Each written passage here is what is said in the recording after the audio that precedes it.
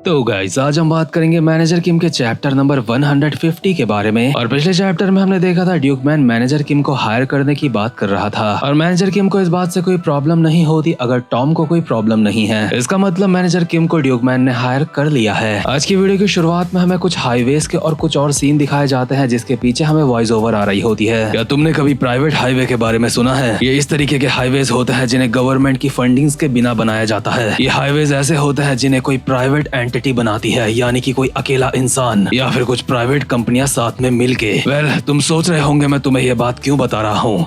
दरअसल इस तरीके के बिजनेस कभी भी फेल नहीं होते। तुम सोच रहे होंगे इस तरीके के बिजनेस कभी फेल क्यों नहीं होते। दरअसल ऐसे प्रोजेक्ट्स अगर काम ना भी करें तो गवर्नमेंट इस बात का ध्यान रखती है कि तुम्हें तुम्हारा पैसा वापस मिल जाए। इसका मतलब मैं दुनिया में ये दिखा सकता हूँ कि जैसे मैं पैसा खो रहा हूँ, लेकिन इन प्रोजेक्ट्स की मदद से मैं अंधा पैसा कमा सकता हूँ। और ड्यूकमैन ने अब तक पैसे ऐसे ही कमाए होते हैं। ये बंदा सरकार के प्रोजेक्ट्स में अपना पैसा लगा के अपने पैसों से उन प्रोजेक्ट्स को बनाता है और सरकार ये बात ध्यान रखती है कि इस बंदे को नुकसान ना हो और को अंधा प्रॉफिट होता है। और यही सारी की सारी बातें ड्यूकमैन प्रेजेंट मोमेंट में मैनेजर किम को बता रहा होता है। कार में अपने नाखून काटते काटते ये बंदा मैनेजर किम को कहता है, मुझे लगता है अब तक तुम्हें पता चल चुका होगा कि मैं तुम्हें पसंद क्यों करता हूँ और तुम्हें ये भी पता चल चुका होगा कि मैं तुम्हें किस तरीके से इस्तेमाल करने की सोच रहा हूँ। मैनेजर किम कहते हैं, हाँ मुझे लगता है मुझे इस बारे में पता है। बहुत अच्छे, मुझे पता था तुम्हें इस बारे में जल्दी ही पता चल जाएगा। तो जिस तरीके के प्रोजेक्ट्स के बारे में मैंने तुम्हें बताया है, ये एक शहद वाले छत्ते की तरह होते हैं जिसमें मधुमक्खियां भिनभिनाती हुई आती रहती हैं और ये मधुमक्खियां खुल के पैसा लगाती हैं ऐसे प्रोजेक्ट्स में। लेकिन हम लोग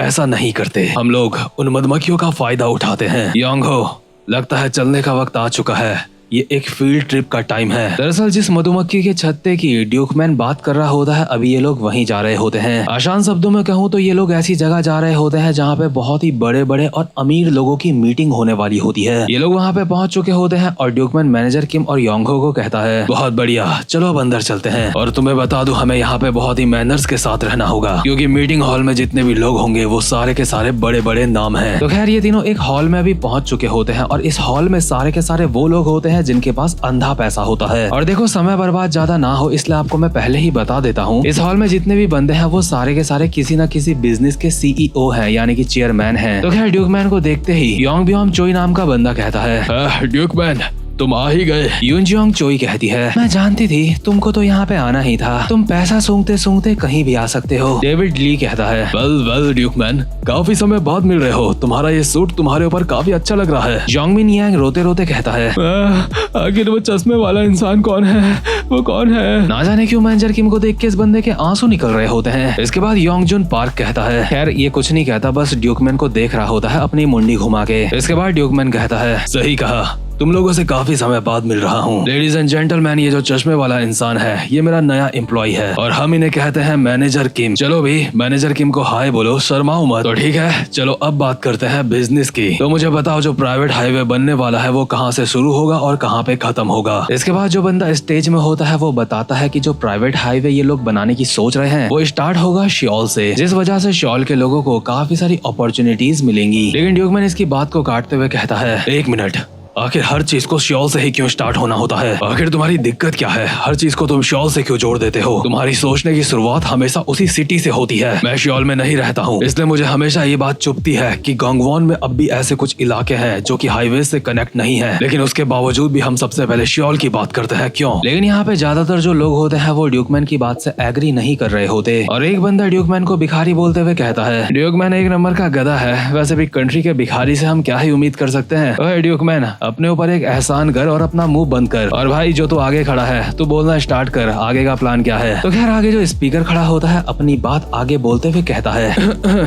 ठीक है मैं अब आगे अपनी बात बढ़ाता हूँ। लेकिन ड्यूकमैन कहता है, एक मिनट, मुझे बस इतना कहना है, मैं अपना सारा का सारा पैसा लगा रहा हूँ। दरअसल एक तरीके से यहाँ पे बोली लग रही होती है कि ये जो हाईवे वाला प्रोजेक्ट है वो किसको मिलेगा। और अभी तो इस प्रोजेक्ट की पूरी डिटेल भी नहीं बताई गई होती, लेकिन ड्यूकमैन ने पहले ही बोल दिया होता है मैं अपना सारा पैसा लगा रहा हूँ। और ड्यूकमैन के पास पहले से ही अंधा पैसा है। इसका मतलब ड्यूकमैन ने बहुत ही ज्यादा हाई बोली लगा दी है। वैसे इस प्रोजेक्ट के लिए ड्यूकमैन को पैसों की कमी तो नहीं पड़ने वाली, लेकिन उसके बावजूद भी ड्यूकमैन ने बोल दिया होता है कि अगर बाई चांस कमी पड़ गई तो भी मैं कुछ इन्वेस्टर्स को अपने साथ साथ मिला लूंगा, तुम्हें चिंता करने की कोई जरूरत नहीं है, ये प्रोजेक्ट मुझे दे दो। मतलब कि ड्यूकमैन ने यहाँ पे सबको दिखा दिया होता है कि उसकी फटती नहीं है, वो अपना पूरा का पूरा पैसा लगा सकता है एक प्रोजेक्ट के ऊपर। लेकिन एक बंदा जिसको देख के शुरुआत से ऐसा लग रहा है जैसे वो ड्यूकमैन को देख के चिढ़ा हुआ है, वो भी बोली लगाते हुए कह देता है कि मैं भी अपना सारा पैसा लगा रहा हूँ, अब जिसको जो उखाड़ना है उखाड़ लो, सबको पता है मेरे पास भी अंधा पैसा है। वैसे भी ड्यूकमैन जैसे बुढ़े को उसकी औकात याद दिलानी चाहिए कि उसे जवान लॉन्डो से नहीं उलझना चाहिए। यानी कि एक तरीके से योंगजुन पार्क और ड्यूकमैन के बीच में यहाँ पे जंग छिड़ चुकी होती है कि ये प्रोजेक्ट किसको मिलेगा। और क्योंकि ये दोनों यहाँ पे अपना पूरा पैसा लगाने के लिए तैयार होते हैं, इसलिए और कोई भी बीच में नहीं आता। सारे के सारे लोग पहले ही पीछे हट चुके होते हैं, उन्हें इस लफड़े में नहीं पड़ना। लेकिन क्योंकि यहाँ पे दो बंदे ऐसे हैं जिन्होंने अपना पूरा का पूरा पैसा लगा दिया है, इसलिए अब ये प्रोजेक्ट किसको मिलेगा ये जानने के लिए इन दोनों पार्टीज के बीच में एक पीसफुल एग्रीमेंट होगा, जिसमें इन दोनों पार्टीज को 4 दिन का वक्त दिया जाएगा। और इन 4 दिनों में इन दोनों पार्टीज को ये डिसाइड करना होगा कि ये प्रोजेक्ट किसको मिलना चाहिए। यानी कि एक पार्टी को दूसरी पार्टी को समझा बुझा के इस प्रोजेक्ट से पीछे हटाना होगा। तो खैर मीटिंग खत्म हो चुकी होती है और मैनेजर किम लोग अपनी कार में यहाँ से निकल चुके होते हैं और ड्यूकमैन कार में बैठा बैठा बोल रहा होता है,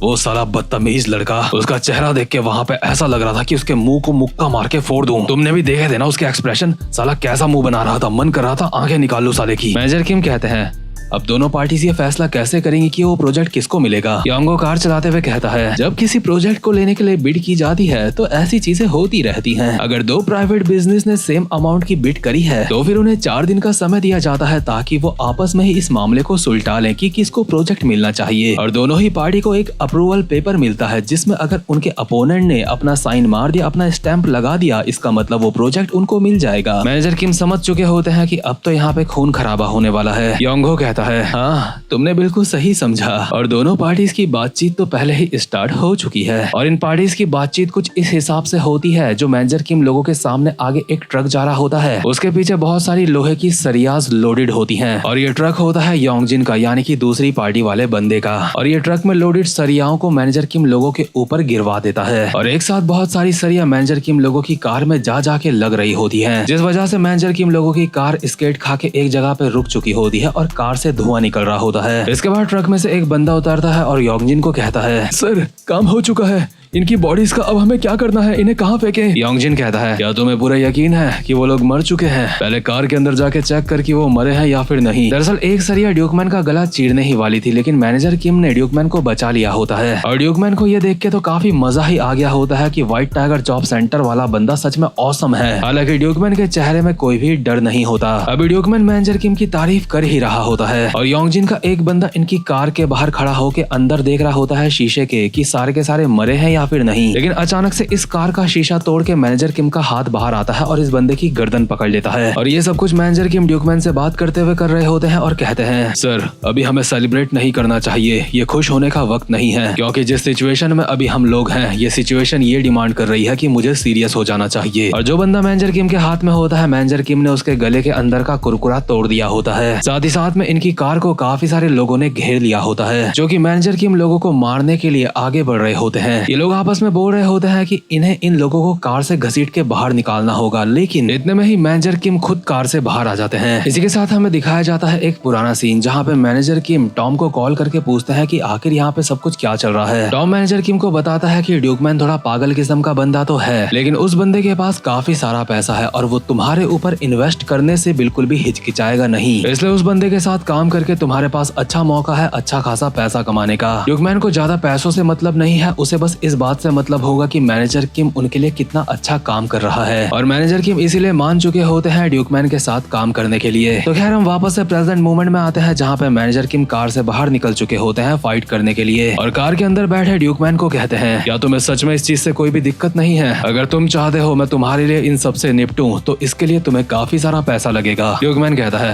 एब्सोल्युटली मुझे कोई दिक्कत नहीं है, जाओ और मुझे इम्प्रेस करके दिखाओ। मैनेजर किम अपना कोट निकालते हुए आगे बढ़ रहे होते हैं और अपने मन में कहते हैं मैं ये काम करना तो नहीं चाहता था, लेकिन मेरे पास और कोई रास्ता नहीं है, लेकिन अब वक्त आ चुका है सीरियस होने का। मैं एक लड़की का पिता हूँ, इसलिए मुझे ज्यादा सोचना नहीं चाहिए। मिंजी बेटा अपना ध्यान रखना, डैड थोड़ा सा बिजी होने वाले हैं। ड्यूकमैन कार के अंदर से बोल रहा होता है चलो देखते हैं बेगोहाम का ये बंदा क्या कर सकता है। मैनेजर किम भी सीरियसली कहते हैं मुझे नहीं पता तुम्हें मुझसे क्या उम्मीदें हैं, लेकिन उनमें से एक जरूर ये होगी कि मुझे इन सबको यहाँ पे निपटाना है। और हाँ एक और चीज, मैं जितनी जल्दी इन सबको यहाँ पे निपटाऊंगा तुम्हें मुझे उतने ही ज्यादा पैसे देने होंगे। और अब मैं अपना काम यहाँ पे शुरू करता हूँ। और मैनेजर किम ने अभी अपनी यहाँ पे वायर्स भी निकाल दी है, इसका मतलब मैनेजर किम सच में सीरियस है। पर इससे पहले कि हमें यहाँ पे बूम बाम देखने को मिले, ये वाला चैप्टर यहीं पे खत्म होता है। और गाइस, अगर आपको ये मानवा अच्छी लगती है तो वीडियो को लाइक करना बिल्कुल भी मत भूलना, क्योंकि इस वीडियो में लाइक की काफी ज्यादा जरूरत है अगर आप चाहते हो ये मानवा एक्सप्लेन होती रहे। क्योंकि लाइक्स आएंगे तो रीच बढ़ेगी तो मुझे मोटिवेशन मिलेगी इसको एक्सप्लेन करने की। तो खैर, अब मैं मिलता हूँ आपसे अपनी नेक्स्ट वीडियो में, तब तक के लिए गुड बाय।